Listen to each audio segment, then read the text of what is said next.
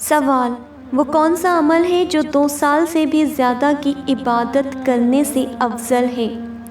جواب: اللہ سبحانہ و تعالیٰ کی راہ میں ایک دن کے لیے پہرا دینا۔ رسول اللہ صلی اللہ علیہ وسلم نے فرمایا، بے شک اللہ کی راہ میں ایک دن کے لیے پہرا دینا 1000 دنوں یعنی 2 سال سے بھی زیادہ کی عبادت سے بہتر ہے۔ تم میں سے جو آدمی جہاں چاہے یہ پہرا دے۔ پھر آپ صلی اللہ علیہ وسلم نے فرمایا، کیا میں نے تم کو یہ پیغام پہنچا دیا؟ لوگوں نے کہا، جی ہاں۔ آپ صلی اللہ علیہ وسلم نے فرمایا، اے اللہ گواہ ہو جا۔ سوال: وہ کون سا عمل ہے جس کو کرنے پر شیطانوں کے جسم کا ایک حصہ ٹوٹ جاتا ہے؟ جواب: صدقہ۔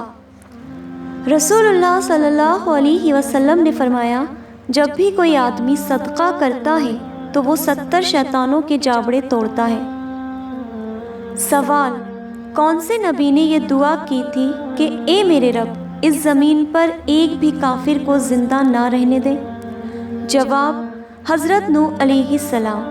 سورہ نوح آیت نمبر 26۔ اور نوح علیہ السلام نے کہا، اے میرے رب، زمین پر کافروں میں سے کوئی رہنے والا نہ چھوڑنا، اور تو نے چھوڑ دیا تو تیرے بندوں کو گمراہ کر دیں گے، اور ان کی جو اولاد ہوگی وہ فاجر اور کافر ہوگی۔ سوال: وہ کون سا عمل ہے جو درجے میں نماز، روزے اور زکوٰۃ سے بھی بڑھ کر ہے؟ جواب: جھگڑے والوں میں صلح کرا دینا۔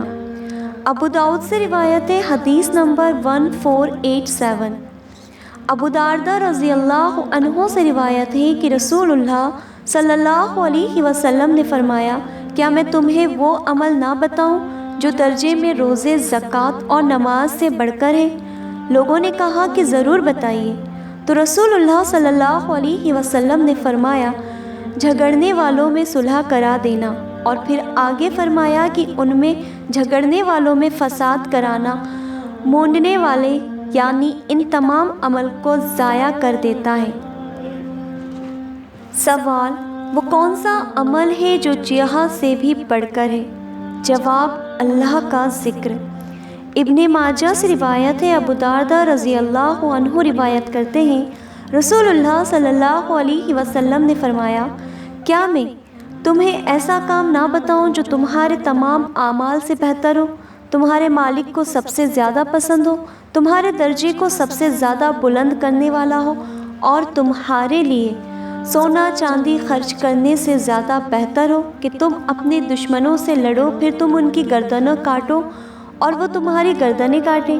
صحابی رضی اللہ عنہما نے عرض کہا کہ ضرور بتائیں۔ آپ صلی اللہ علیہ وسلم نے فرمایا، اللہ کا ذکر۔ سوال: کتنے دن اگر کوئی اپنے مسلمان بھائی سے ناراض رہ جائے تو وہ دوزخ میں داخل ہوگا؟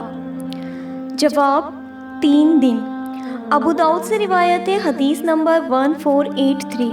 رسول اللہ صلی اللہ علیہ وسلم نے فرمایا، کسی مسلمان کے لیے یہ جائز نہیں ہے کہ اپنے بھائی کو 3 دن سے زیادہ چھوڑ دیا یعنی ناراض رہا اور مر گیا تو وہ دوزخ میں داخل ہوگا۔ سوال: کس چیز کی مثال اس مال کی طرح ہے جس کو اللہ کے راستے میں کام میں نہ لیا جائے؟ جواب: ایسا علم جس سے فائدہ نہ اٹھایا جائے۔ مسند احمد حدیث نمبر 274۔ رسول اللہ صلی اللہ علیہ وسلم نے فرمایا، بے شک جس علم سے فائدہ حاصل نہ کیا جاتا ہو اس کی مثال اس کھانے کی طرح ہے جس کو اللہ سبحانہ و تعالیٰ کے راستے میں خرچ نہیں کیا جاتا۔